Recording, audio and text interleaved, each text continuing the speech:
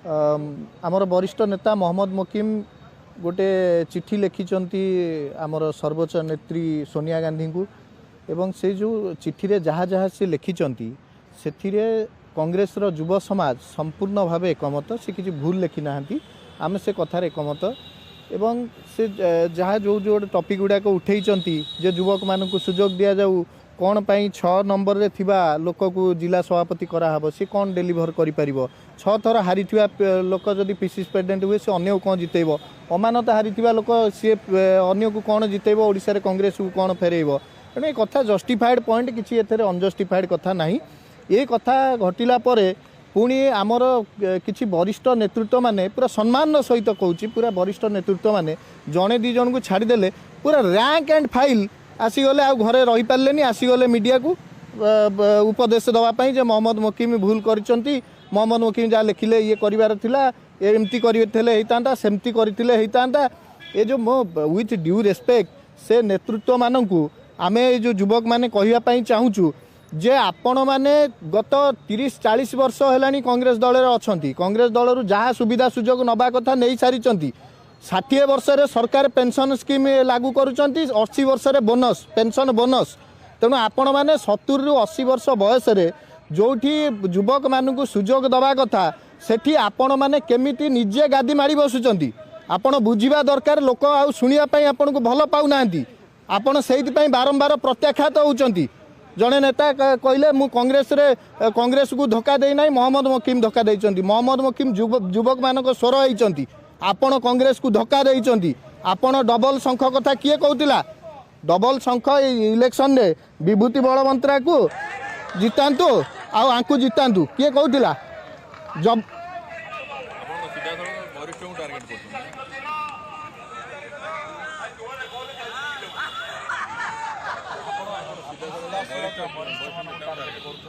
देखंतु जो वरिष्ठ नेता माने वर्तमान बाहर की कहउचंती सेमानकर पूरा रिटायरमेंट बयस हो गलानी सेमाने नुआ युव पीढ़ी को छाड़ंतु आगो को सेमाने घरे बसिकी कांग्रेस कांग्रेस रे कौन आउ भल नूतन सेकेंड लाइनर के युव नेतृत्व ना कांग्रेस को नेतृत्व नापी रमेश जेना अच्छा मोहम्मद मोकिम अच्छा सोफिया फिरदोस अच्छा आपणकर मनोज जेना अच्छा विश्वरंजन महांती अच्छा अनेक नेतृत्व अच्छा विश्वरंजन मल्लिक अच्छा अनेक नेतृत्व अच्छा कहीं से गादी माड़ी बस कहीं उपदेश दौरान आसिकी मोहम्मद मोकिम तो निजे कफिन बांधिकी कहते मुझे सस्पेंड हो किसी असुविधा ना तेणु जदि से किसी करना अंतत पक्षे वरिष्ठ नेतृत्व माने चुप रुहतु कांग्रेसटा सजाड़ी हो जाऊ आपण आपण कहते आम 30 वर्ष है 40 वर्ष है कांग्रेस रे थिलु ये नुआ पिला कहीं कहे 30 वर्ष 40 वर्ष है कांग्रेसटा को बर्बाद किए आपण मैंने कर आमे मैंने करनु आम कांग्रेस को गढ़िया को आसला बेले आपण मैंने कांग्रेस को बर्बाद करुँच आपण मैंने दयाकोरी चुप रुहतु आम युव नेतृत्व माने समस्ते कांग्रेस युव नेतृत्व माने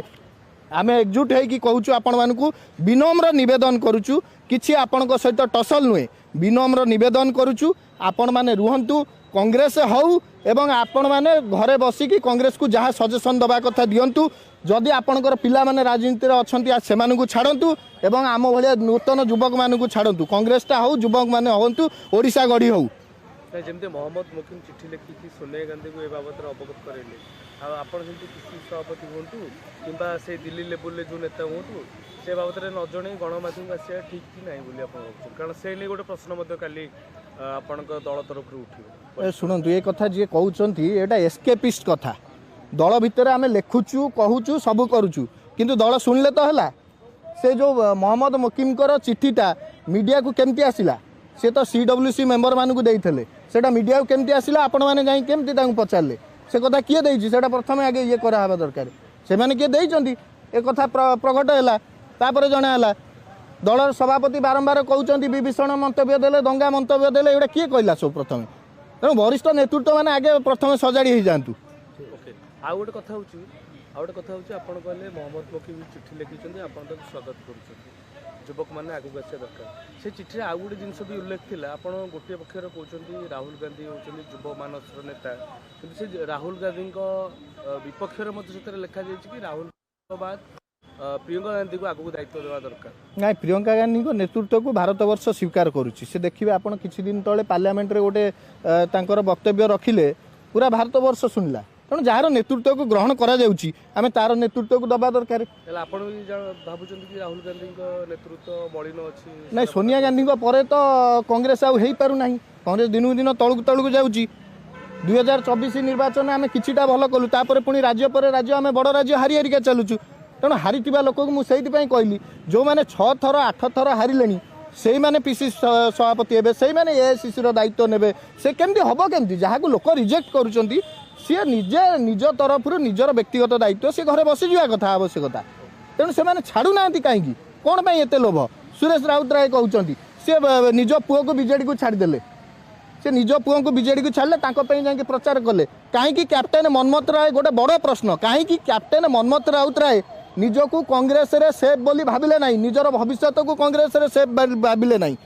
କାହିଁକି ସେ ଯାଇକି ବିଜେଡ଼ିରେ ଜଏନ୍ କଲେ? ତାଙ୍କୁ ସୁରେଶ ରାଉତରାୟ ବୁଝାଇ ପାରିଲେନି, ଆମକୁ ଆସିକି ବୁଝାଉଛନ୍ତି କ'ଣ ପାଇଁ? ଆଗେ ଆପଣ ନିଜ ପୁଅଙ୍କୁ ବୁଝାଉନାହାନ୍ତି, ଆମକୁ କ'ଣ ବୁଝାଇବାକୁ ଆସୁଛନ୍ତି ଆପଣମାନେ? ଆପଣ ବେଶୀ ଆପଣ ବାପା ସିଟ୍ ଛାଡ଼ିଲେନି ବୋଲି ସେ ବିଜେଡିକୁ ପଳେଇଲେ ଭବିଷ୍ୟତ? ନାଇଁ ନାଇଁ, ବାପା ତ ସିଟ୍ ଛାଡ଼ି ଦେଇଛନ୍ତି। ବାପା ତ ବିଭୂତି ବଳବନ୍ତରାୟଙ୍କୁ ଲଢ଼େଇଲେ, ସେ ନିଜେ କହିଛନ୍ତି, ଏଇଟା ମୋ ଉକ୍ତି ନୁହଁ, ବାପା ବିଭୂତି ବଳବନ୍ତରାୟଙ୍କୁ ଲଢ଼େଇଛନ୍ତି। ବାପା ସିଟ୍ ଛାଡ଼ିଲେନି ବୋଲି ସେ ବିଜେଡିକୁ ପଳେଇଲେ କି ଆପଣ ଭାବୁଛନ୍ତି? ନାଇଁ ନାଇଁ, ବାପା ସିଟ୍ ଛାଡ଼ିଲେନି ନୁହଁ, ସିଏ ପଠେଇଦେଲେ। କାହିଁକି? ସିଟ୍ ତ ଛାଡ଼ିଦେଲେ, ସିଟ୍ ଛାଡ଼ି ଦେଇକି ବିଭୂତି ବଳବନ୍ତରାୟଙ୍କୁ ଦେଇଦେଲେ, ବିଜେଡ଼ିକୁ ସିଟ୍ଟା ଦେଇଦେଲେ, ପୁଣି ଆଙ୍କୁ ବି କାହିଁକି ଇଏ କରିଦେଲେ? ଆଙ୍କୁ କାହିଁ ପଠେଇଦେଲେ ବିଜେଡ଼ିକି? ଅନ୍ତ ସେଠୀଙ୍କ କଥା ଦେଖନ୍ତୁ, ଅନ୍ତ ସେଠୀ କାଲି ଆସିକି କହିଛନ୍ତି, ଗତକାଲି ଅନ୍ତ ସେଠୀ ନିଜ ଝିଅର ଟିକେଟ୍ କାଟିକି ନିଜେ ଲଢ଼ିଲେ,